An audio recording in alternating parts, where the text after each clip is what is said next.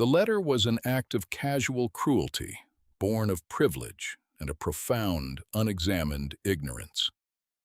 Alistair Beaumont, the ninth Duke of Blackwood, penned it not with malice but with the thoughtless dismissal he reserved for matters he deemed beneath his serious consideration. Marriage was one such matter. It was a transaction, a merger of his ancient, land-rich but cash-poor title with the vast, liquid fortune of the Vance family, whose name was stained with the grime of industry and the sin of newness. He wrote to Lord Harrington, a man whose friendship was as shallow and polished as the lacquer on his snuff-box. "The arrangements are concluded," he scrawled, his pen digging slightly into the thick cream paper. "The bride is said to be adequate, plain, quiet, and possessed of a fortune that is anything but. She is a practical solution, nothing more. Serviceable, I suppose, but she will bore the tenants." He paused over that last line, a faint, wry smile touching his lips. It was a good line. It was witty.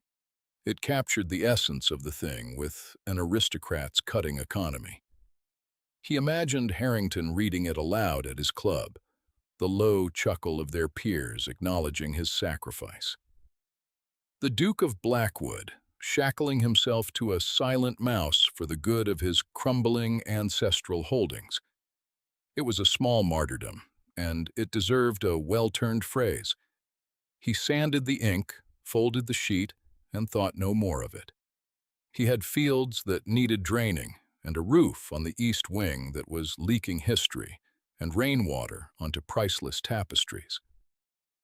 The bride, this Miss Eleanor Vance, was merely one more problem solved, one more ledger balanced. He had seen her once, a fleeting glimpse across a ballroom, a figure in pale gray, notable only for her stillness in a sea of frantic motion. It was enough to form a complete and, he was certain, accurate judgment. Eleanor Vance knew the terms of her own sale. She had read them not in a letter, but in the anxious glances of her mother and the bluff, hearty pronouncements of her father, who saw a ducal coronet as the final, gleaming polish on his hard-won fortune. She was the price of acceptance, the toll required for her family to cross the chasm from being merely rich to being truly established. She was 24, a difficult age, and possessed of a quietness that was persistently mistaken for dullness. Her mind was a vibrant and intricate place, a meticulously organized library of observations, thoughts, and a wit so dry it was almost invisible to the unsubtle. But she had learned early that the world, particularly the world her parents wished to conquer, had little use for the contents of a woman's mind. It was the quality of her silence it valued. And so she was silent. She was observant. She was resigned. When her aunt, a woman of formidable social strategy, announced the successful negotiation of her marriage to the Duke of Blackwood, Eleanor felt not a flutter of romance, but the cold, clean finality of a business deal concluded. She had heard of the Duke. A man of duty, they said, a man burdened by history, by a sprawling estate that was eating him alive. A man, she deduced, who needed her father's money very badly indeed. She understood her role perfectly. She was to be the quiet, unobtrusive duchess, a source of funds and, eventually, an heir. She would be a fixture, like the ancestral portraits or the good silver, brought out for display and otherwise expected to remain still. It was not a happy fate, but it was a clear one, and in clarity there was a strange kind of peace. Their first meeting was an exercise in mutual assessment, conducted in the suffocating formality of her father's London drawing room. The Duke was taller than she had expected, his presence filling the over-decorated space with an air of weary authority. He was handsome in a severe, architectural way, his face composed of strong lines and shadows that spoke of sleepless nights spent poring over account books. He looked, she thought, like a man who had forgotten how to smile. He was polite. His questions were correct. He inquired after her health, her journey to London, her opinion on the weather. He did not ask what she read, or what she thought, or what she dreamed of. His eyes, a cool and distant gray, skimmed over her as if she were a column of figures, assessing her value and finding it sufficient for the price. "I trust the country life at Blackwood will not be too quiet for you, Miss Vance," he stated, the words less a question than a foregone conclusion. "I have always found that quietness is a matter of perception, Your Grace," she replied, her voice low and even. "A crowded room can be the most silent place of all, and a forest can be full of conversation." Alistair registered the remark with a flicker of surprise. It was more articulate than he had anticipated. He had expected a simple, agreeable murmur. For a brief second, he recalibrated. Perhaps she had a tutor who fed her clever lines. He dismissed the thought. It was more likely a fluke, a piece of rehearsed philosophy. He nodded, a gesture of polite acknowledgement, and moved the conversation toward the drier, safer ground of travel arrangements. He had already categorized her, and he was not a man who enjoyed revising his initial assessments. It was inefficient. The wedding was a grand, impersonal affair. Eleanor felt like a ghost at her own feast, a pale figure in white satin, moving through a series of rituals that seemed to have very little to do with her. The Duke was a correct and distant bridegroom. He performed his duties with the same air of grim responsibility he applied to everything else. He stood beside her, spoke the vows, and placed a heavy, cold ring on her finger. It felt less like a marriage than an installation. Blackwood Manor was a magnificent beast of a house, a sprawling monument of gray stone that seemed to grow organically from the rolling hills. It was beautiful and melancholy, a place saturated with the weight of centuries. It was also, as Eleanor quickly discovered, in a state of exquisite, genteel decay. The grandeur was a facade, hiding the worn carpets, the faded draperies, the persistent damp that clung to the north-facing rooms. The estate was a living creature, and it was starving. Alistair gave her a perfunctory tour, his words clipped and practical. "The housekeeper, Mrs. Gable, will see to your needs. The library is at your disposal. I am afraid my work on the estate accounts will occupy most of my time." It was a dismissal, a polite delineation of their separate spheres. He would manage the land. She would manage the house. He did not seem to consider that the two were inextricably linked. In the first weeks, she moved through the house like a whisper. She was a model of ducal propriety. She learned the staff's names, their duties, their small family dramas. She consulted with Mrs. Gable, a woman with a spine of iron and eyes that missed nothing, and began the colossal task of bringing order to the domestic chaos. She did not ask for more funds. She simply, through clever management, made the existing funds stretch further. She found efficiencies, renegotiated with suppliers, and stopped 1,000 tiny leaks of waste.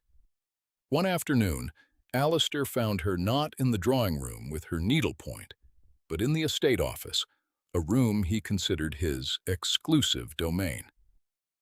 She was bent over a large, leather-bound ledger, a frown of concentration on her face. "What are you doing?" he asked, his tone sharper than he intended.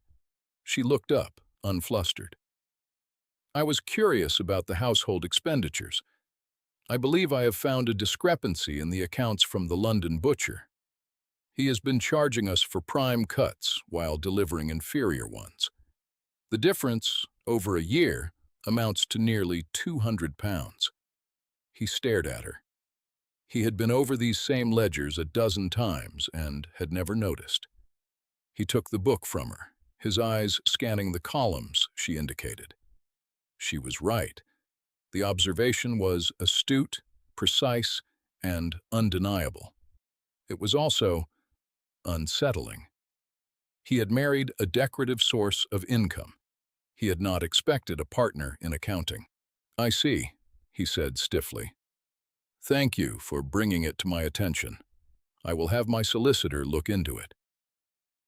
He felt a strange and unwelcome sense of being scrutinized, of his own competence being quietly weighed and found wanting. He had assumed she was a creature of the drawing room. Finding her here, in the practical heart of his world, was a violation of his established order. "Of course, Your Grace," she said, her expression unreadable. She closed the ledger and retreated, leaving him standing in the sudden silence of the room, a faint, unfamiliar scent of lavender and old paper in the air.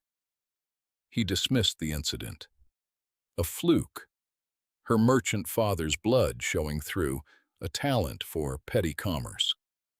It did not change the fundamental truth of her. She was still the quiet, plain woman he had married for her money. He held fast to this assessment because the alternative, that he had fundamentally misjudged her, was too complicated to contemplate. Life at Blackwood settled into a rhythm, a delicate, unspoken treaty of coexistence. They dined together each evening, a vast expanse of polished mahogany separating them. Their conversation was a sterile exchange of pleasantries, a discussion of weather and local news. Alistair would speak of drainage tiles and crop yields. Eleanor would listen, her hands folded in her lap. He mistook her silence for incomprehension, her stillness for a lack of interest. He never noticed that her quiet questions often guided his own thoughts toward a solution. He never saw how her suggestion to plant clover in the fallow northern field was based on a deep understanding of soil replenishment she had gleaned from a book in the library. He took the idea as his own, pleased with his sudden insight. He was a man who did not see the architect, only the building.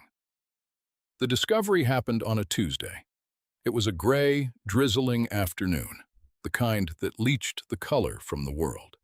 Eleanor had taken upon herself the task of organizing the Duke's study, a room that had fallen into a state of masculine disarray, a chaos of papers, maps, and forgotten correspondence. She believed that order in one's surroundings could create order in one's mind, and it was clear to her that the Duke's mind was a very burdened place. She worked methodically, sorting papers into neat stacks, dusting books that had not been opened in a generation. In a large folio labeled Estate Correspondence, tucked between a survey map and a letter about a boundary dispute, she found it, a single sheet of cream paper folded once. It was a draft, crossed out and corrected in places, written in the Duke's strong, decisive hand. It was a letter to a Lord Harrington. Her eyes scanned the lines, at first with mild curiosity, then with a dawning, chilling clarity. It was about her, about their marriage. The words were cold, pragmatic, dismissive. A practical solution. Serviceable, I suppose. She felt a familiar, dull ache, the pain of being seen as an object, a tool. It was not new, but it was the final line that struck her with the force of a physical blow. But she will bore the tenants. She read it again, and again. The ink seemed to darken on the page, the words sharp and cruel. It was not the insult to herself that cut so deeply. She had long ago made peace with the world's assessment of her as a boring woman. It was the casual, arrogant assumption about her relationship with the people of Blackwood, his people, and now her people. He had not considered her worthy of his own interest, that was one thing. But to dismiss her so completely as to assume she would be a nullity, a vacuum of personality to the very people a duchess was meant to serve and protect. That was an indictment of a different magnitude. It was a judgment not just on her character, but on her purpose. A profound and terrible stillness settled over her. There was no storm of weeping, no surge of fury. Instead, it was as if a heavy velvet curtain had fallen silently inside her, muffling all sound, blocking all light. She stood there in the quiet, dusty room, the letter in her hand, and felt a door close, softly but irrevocably, on a part of herself she had, foolishly, begun to hope she might be able to unlock at Blackwood. With hands that were perfectly steady, she folded the letter along its original crease. She noted the way he had folded it carelessly, the edges misaligned. She refolded it with meticulous precision, making the corners meet exactly, sharpening the crease with her thumbnail. It was a small, silent act of correction, an imposition of order on his chaos. She slipped it back into the folio, precisely where she had found it. She did not hide it. She did not destroy it. She left it there, a quiet testament to the truth. Then she continued her work. She finished sorting the papers. She arranged the books on the shelves. She ensured the inkwell was full and the pens were clean. She performed her duties. But something fundamental had shifted. The potential for a partnership, however fragile, had evaporated. The space she had been carefully, tentatively trying to carve out for herself within the cold walls of the manor, within the even colder confines of her marriage, now seemed a fool's ambition. The arrangement was transactional. Very well, she would be transactional. She would uphold her end of the bargain with flawless, unimpeachable correctness. She would be the perfect duchess. But herself, her true and private self, would be withdrawn from the negotiation entirely. It was no longer on the table. Alistair noticed the change, not as an event, but as a gradual alteration in the climate of the house. It began with the silence. Blackwood had always been quiet, but this was a new, deeper quiet, a curated, intentional silence. He first became aware of it in the evenings. For the past month, after their stilted dinners, Eleanor would retire to the small music room adjacent to the library. She would play the pianoforte. She was not a virtuoso, but she played with a delicate, thoughtful touch. The soft melodies would drift through the cavernous ground floor, a small, human sound that softened the house's oppressive grandeur. Alistair had found himself listening for it, the unobtrusive soundtrack to his evening work. And then, it stopped. The evenings were now filled with a heavy, unpunctuated silence. The house seemed to hold its breath. After 3 nights of this, he broke their dinner table truce. "You have not played the piano lately," he said, the words sounding abrupt and clumsy in the quiet. She looked at him, her expression placid, a mask of polite inquiry. "I have been occupied with other matters, Your Grace." Her voice was the same. Her manner was the same. But it was a performance of sameness. He felt, with a prickle of unease, that he was conversing with a beautiful, intricate automaton.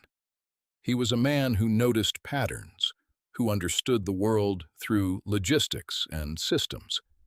And the system of his life had been subtly, expertly altered. He began to look for other changes, other data points. The small vase of wildflowers that had appeared on his desk each morning, a splash of color against the dark, chaotic wood, was no longer there. He had never consciously noted its arrival each day, but he felt its absence as a tangible void.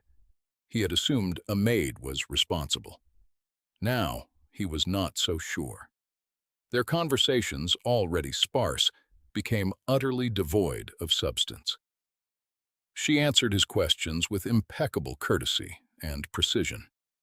She volunteered nothing.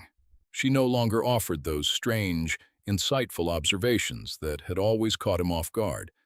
She was present, and she was absent. She was there, and she was not there.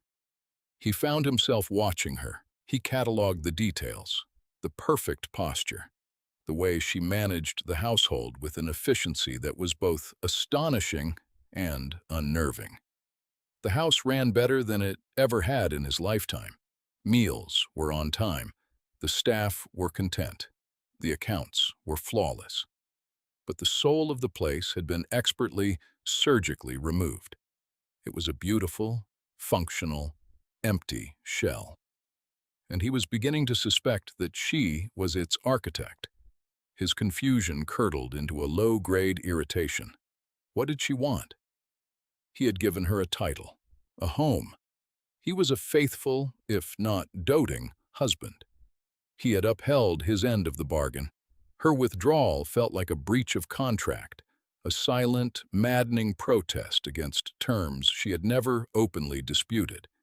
He was a man who solved problems, and his wife, his quiet, serviceable wife, had become a problem he could not define. He started noticing where she went. She spent less and less time in the manor itself. Her days were spent out on the estate. He would see her from his study window, a distant figure walking toward the tenant farms or heading down the path to the village. She was always alone. She never asked for a carriage. She walked, her stride steady and purposeful. He heard things, snippets of conversation from grooms in the stable yard, from a maid gossiping with the cook. The Duchess had spent an hour with the weaver's wife, whose youngest was down with a fever. The Duchess had brought a book of illustrated prints for the schoolmaster. The Duchess was organizing a subscription among the tenants to repair the lining of the old village well, which had been leaking and silting up for years. He dismissed it as the typical pastime of a bored noblewoman, a way to occupy her empty days. Lady Bountiful, playing at charity. It fit his narrative. It was condescending, and it was comforting. The catalyst came, as it often does, in the form of a quiet observation from a third party. Mrs. Gable was in his study, discussing the menus for the coming week.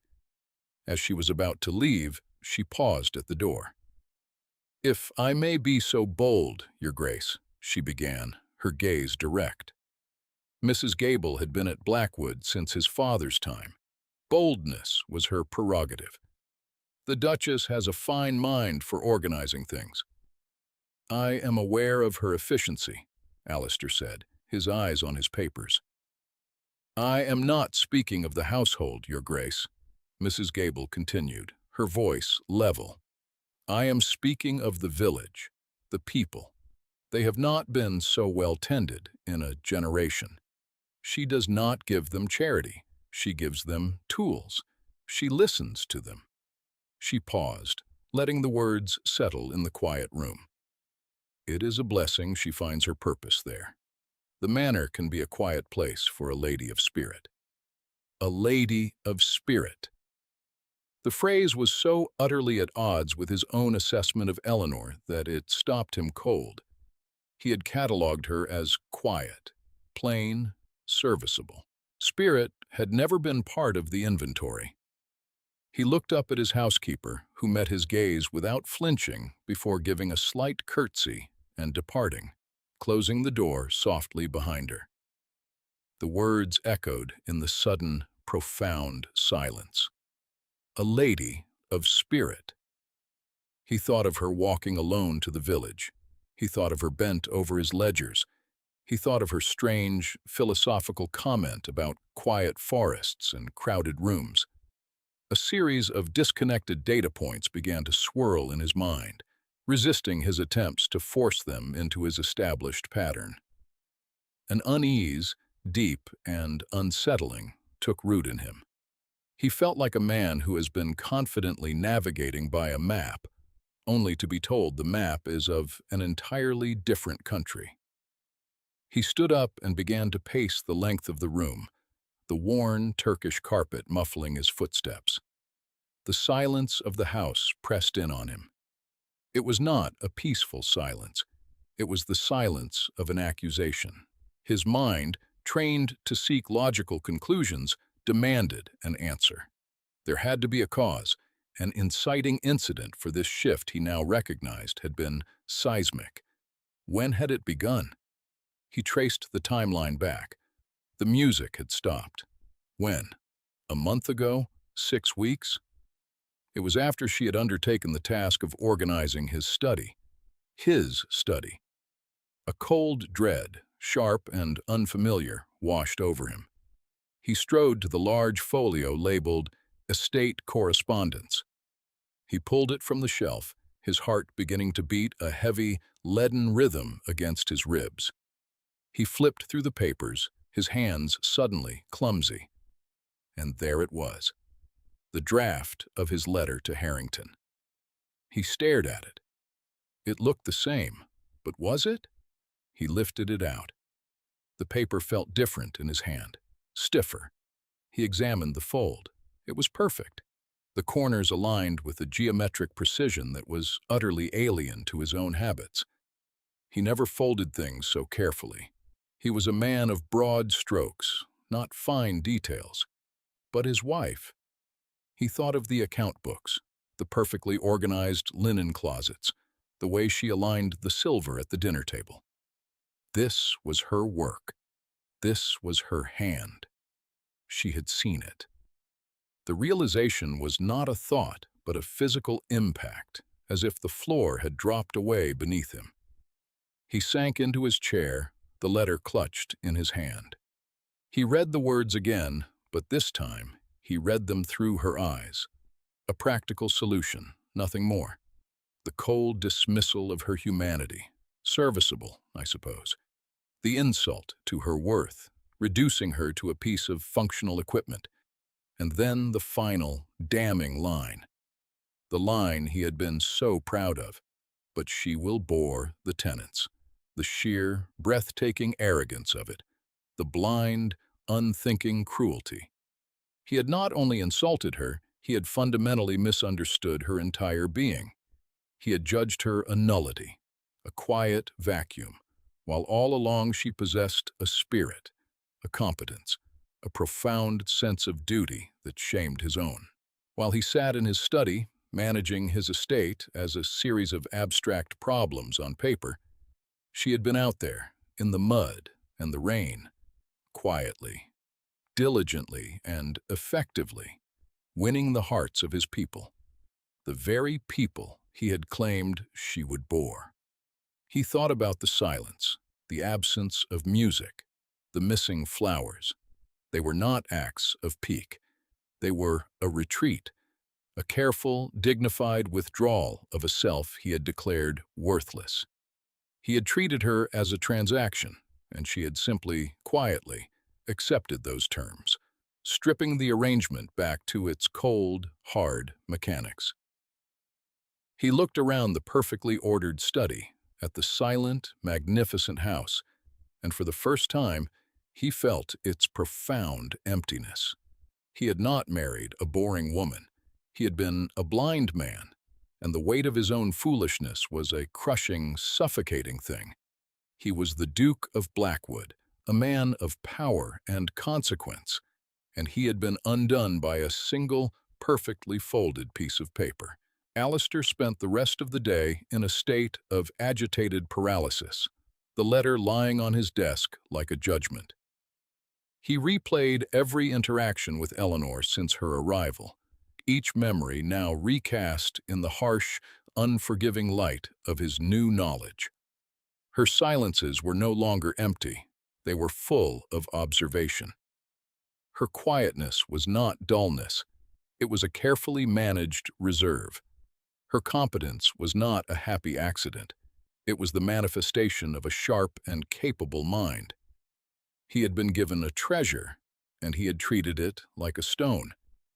He knew he had to speak to her, but the prospect filled him with a dread that was entirely new to him.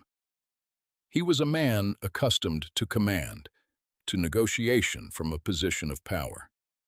But here, he had no power. He had no position.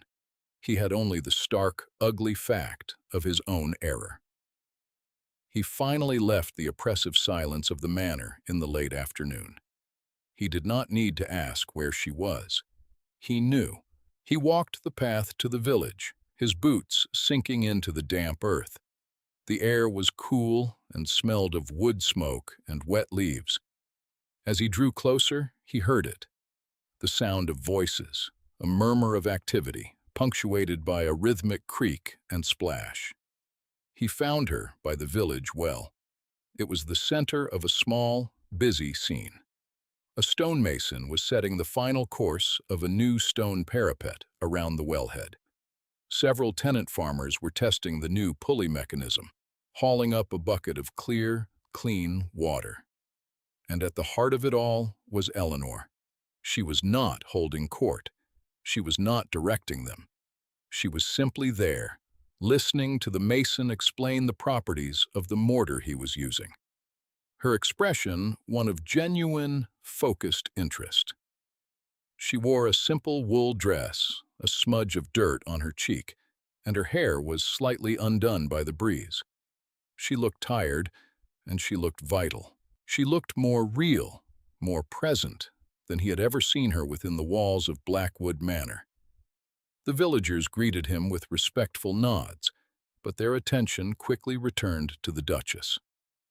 They spoke to her with an easy familiarity, a warmth that startled him. They were not bored. They were captivated. They sought her opinion. They shared small jokes. They treated her not as a distant figure of authority, but as one of their own. He stood at the edge of the green, a spectator to a world he had owned all his life but never truly inhabited. He was the Duke, but she was their heart. The irony was a physical pain in his chest. He had written that she would bore the tenants, and they were, it appeared, in the process of renaming the village well after her. He retreated before she saw him, his mind a maelstrom of shame and a strange, burgeoning admiration. He had to atone, but atonement required more than an apology. It required a fundamental change. It required him to become a man worthy of the woman he had so carelessly dismissed. He found her later that evening in the walled garden behind the manor. It was a neglected place, overgrown with weeds and tangled rose bushes. But here and there, he could see signs of recent work. A patch of earth newly turned, a climbing vine carefully pruned and tied back. She was kneeling by a flower bed, her hands protected by gardening gloves, gently clearing away the dead leaves from the base of a dormant plant. He approached slowly, his footsteps loud on the gravel path. She looked up, her expression calm, nay, but her eyes were wary. She did not rise. "Eleanor," he began, the use of her given name a clumsy, unfamiliar thing on his tongue. He held out the letter. "I found this. I know you saw it." She looked at the folded paper in his hand, then back at his face. She said nothing. Her silence was a far more powerful judgment than any words could have been. "There is no excuse for what I wrote," he said, his voice raw. It was arrogant, it was cruel, and it was ignorant. He paused, forcing himself to meet her steady gaze. "I was wrong. Not just about the tenants, about everything, about you." This was the heart of it. This was the confession that mattered. He was not just apologizing for an insult. He was admitting to a profound failure of perception. She watched him for a long moment, her head tilted slightly. "Why are you telling me this now?" she asked, her voice quiet, devoid of accusation. It was a simple request for information. "Because," he struggled for the words, "because living in a house with your ghost is unbearable. Because Mrs. Gable called you a lady of spirit, and I realized I had never even looked for one. Because I saw you today at the well, and I finally saw you." She finally rose to her feet, stripping off her gloves. "You saw what you wished to see, Your Grace.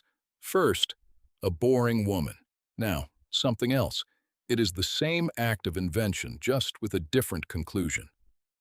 Her words were a shard of ice. She was not angry. She was analytical. She was pointing out the flaw in his reasoning, the fact that this, too, was a judgment made from a distance. "No," he said, shaking his head. "No. This is not invention. This is observation.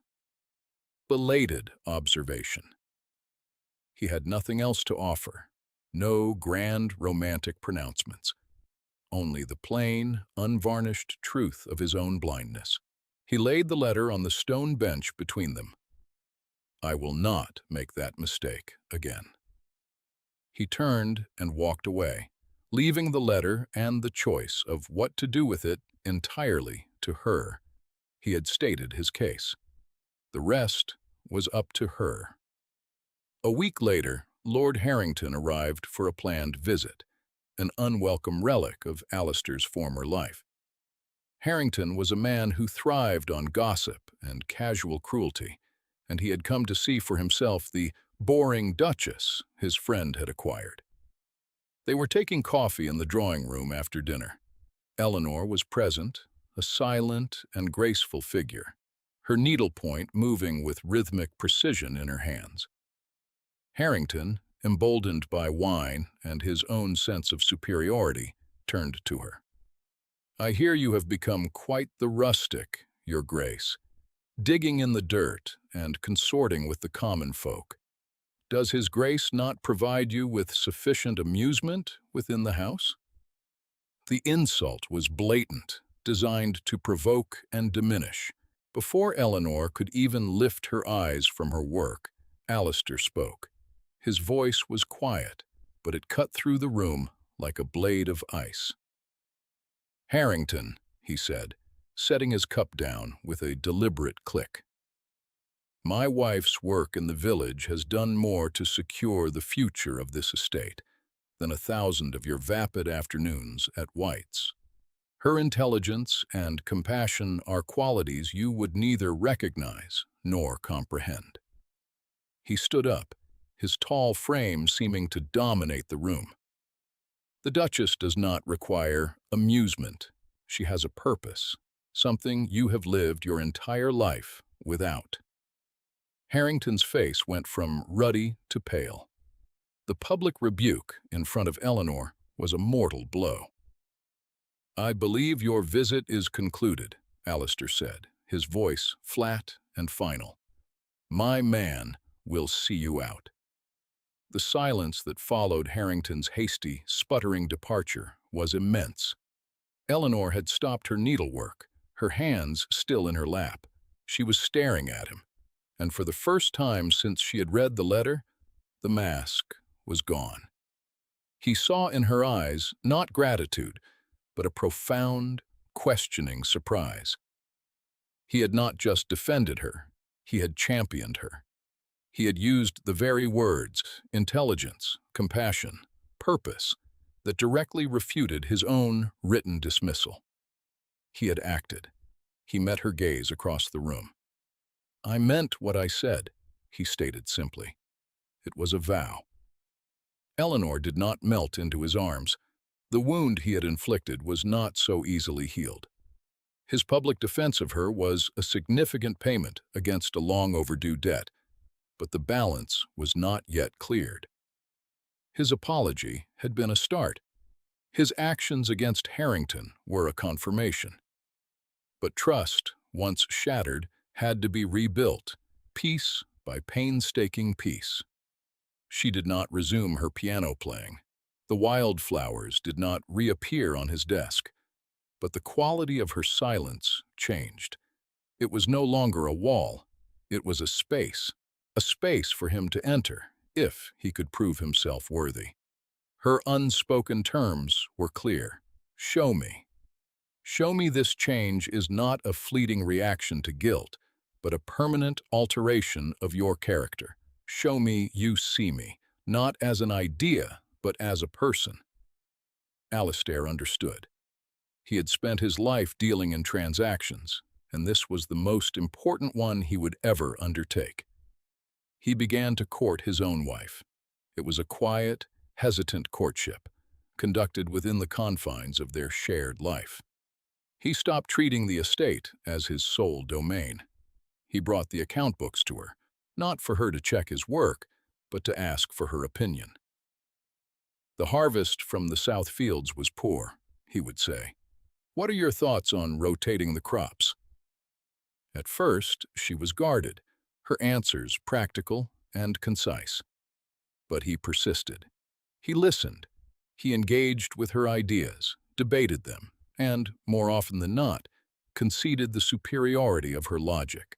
He discovered the breadth of her knowledge, gleaned from the hundreds of books she had consumed in a lifetime of being overlooked.